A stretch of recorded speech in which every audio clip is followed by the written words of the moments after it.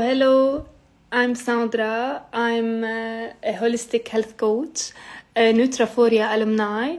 I'm a mom of two, and I'm passionate about empowering women. So today, let's celebrate Women's Day in a special way, talking about the gut wisdom. So for years I was struggling with my gut issues, especially after my two pregnancies and my hormonal fluctuations. So today we will go through the female gut. We will talk why it's different, and it will change through the life stages. And we will talk about the root causes of gut imbalances and the signals that show us that there is a gut dysfunction and how we can restore this gut health. So first of all, I want to thank Michelle and all the NutraPhoria team to invite me to this workshop. So first we will say what's gut? Gut, it's not only about digestion. 70 to 80% of our immune system is in our gut, as we all know. And it's a home of a trillion of bacteria. There are the microbiome. It's a nervous system hub. And the gut lining, which is very important, it's where the barrier and the absorption of everything, and it's the immune communication. And we have on the other side the microbiome, which is the ecosystem, not the good or versus the bad bacteria, but it's about the balance between the good and the bad bacteria. So we know about the gut and brain connection. So we have the vagus nerve, the neurotransmitters, the immune signals, the hormones, all they are linked together. That's why we say the gut, it's our second brain. So if our gut is not feeling well, it's sure that we will have some brain fog, some anxiety, some PMS symptoms. So 90% of the serotonin, which is the happy hormone, it's made in the gut. And inflammation of the gut, which means inflammation in the brain. So the woman has a microbiome, especially gut bacteria, which metabolize estrogen. If the gut is imbalanced, so the estrogen is recirculated, which leads to PMS, heavy periods, breast tenderness, hormonal acne, which sometimes they tell us your lab tests are normal, and then you don't feel normal. Let's link the microbiome in our gut, which is not doing well.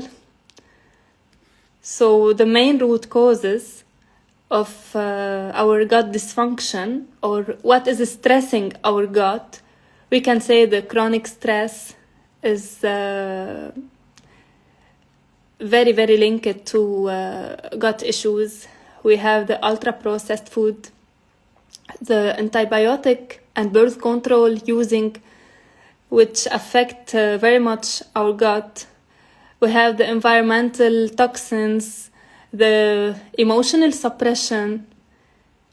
Each of these is a cause why our gut is all time not feeling at her best. So we will talk now about life phases and the gut shifts. The first phase is teens.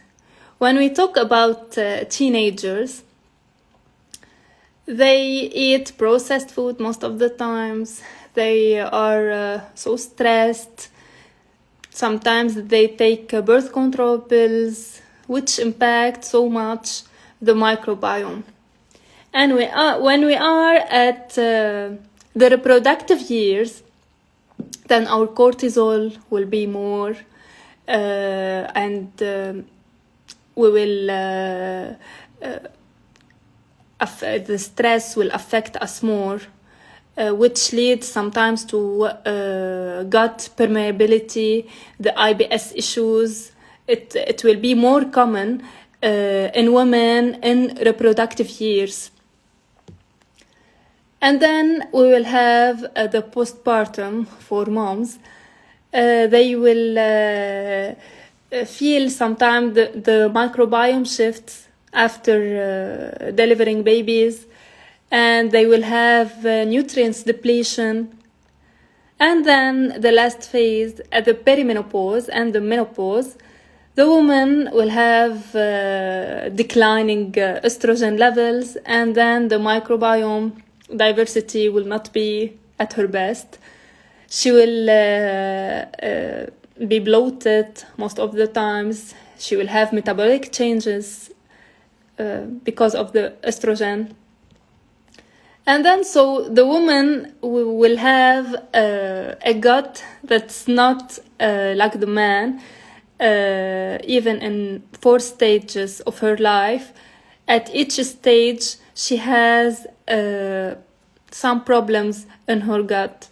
That's why we should teach our children, our teenagers, the girls mainly, how to protect her gut, how to take care of their nervous system, to be later on at the later stages not too much affected, inflamed gut, or has too much problem in hormones linked to gut imbalances. So chronic stress, as the root cause that we said about, it's about raising the cortisol. When it raises, the cortisol raise, then the stomach acid will be reduced, and the gut motility will be reduced as well. It will be slower, which will damage our gut lining. So when we take care about our mental health, we will be helping our gut too much. Then we go to ultra-processed foods, which teenagers mainly eat so much of them, such emulsifiers, artificial sweeteners, or even a healthy diet with low fiber, which is not good for our gut microbiome. And then maybe we are taking throughout our life too much antibiotics and medications like anti-reflux or NSAIDs or birth controls. All of these are affecting our microbiome in a way.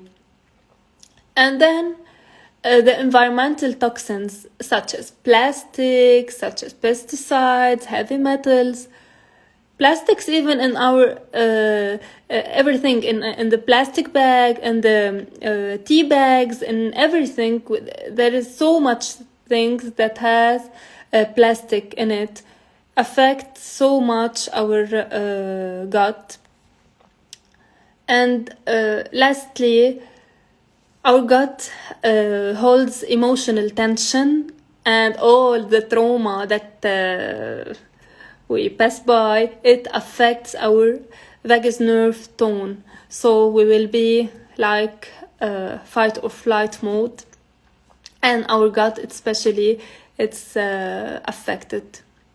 Now we will talk about the symptoms, how we can know that we have a gut dysfunction. First of all, we can have bloating. Most of the women is bloated and she think she has a food sensitivity only, or she's bloated because she has the PMS, it's before period, or she don't know normally why she's bloated. But there is some women bloated all the time. That's why she has a high cortisol most of the time. So bloating, it may be after meals, it may be all-time bloating. We should assess the person to know more about it. It should be constipated, or she has a loose stool. Maybe she has PMS, mood swings, fatigue, skin breakout, acne, or maybe eczema. It can be a sign of gut dysfunction. Or maybe she will have sugar cravings. It's a sign that you have gut dysfunction.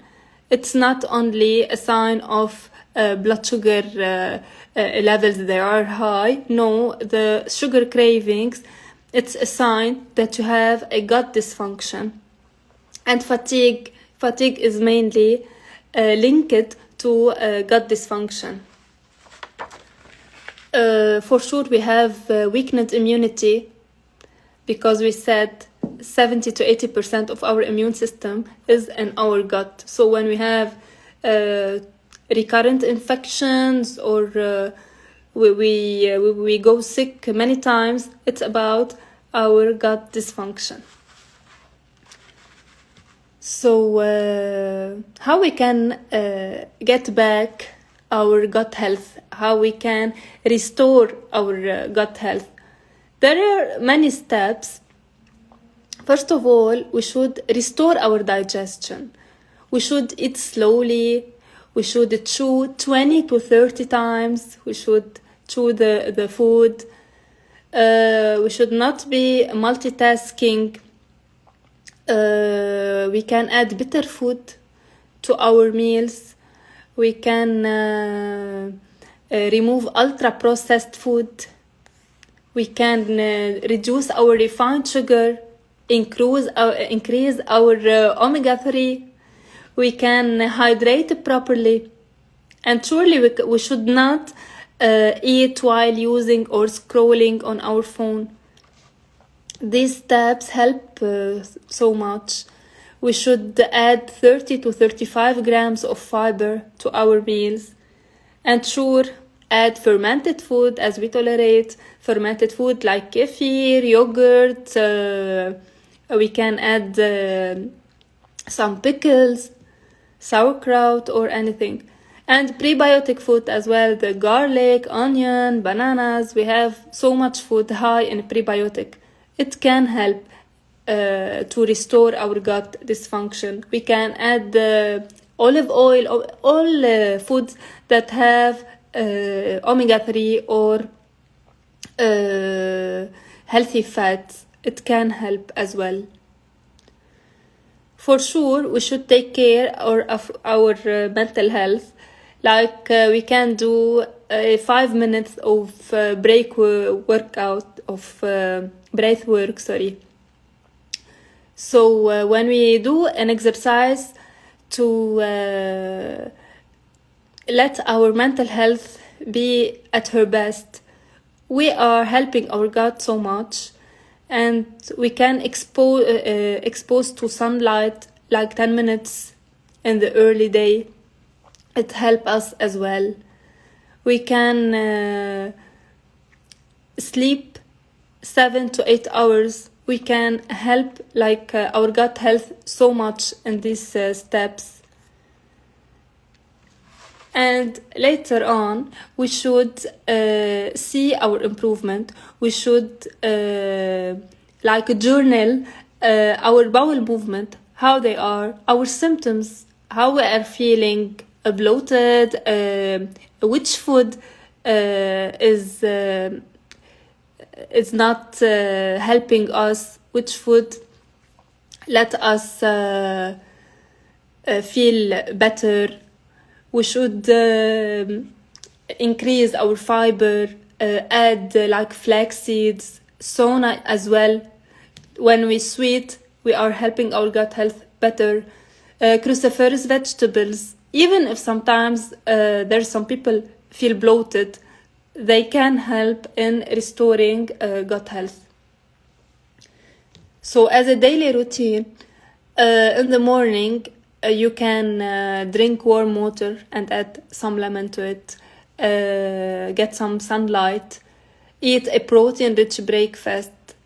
It's preferably with some fiber. Add your flax seeds to your breakfast. And midday, do a salad with your meal. Add a fiber diversity. Stress-free eating can help us a lot when we are eating and we are stressed. So the food, it's not well digested. And in the evening, we should have an early dinner. And we should take care of our nervous system at night. Eat magnesium-rich food at night. And then we will do our self-assessment to know what it was stressing our gut and how we can help it. Of course, there are techniques like to do this. We should at first know the irritant, what was causing this. It was food sensitivity, it was alcohol, medication, chronic stress. When we know which is the cause, and then we should assess maybe the person has SIBO, parasites, candida, or fungal overgrowth. Each woman can have many of these, and me as well. I had so much problems in my gut. I do like each year my assessment to my gut, and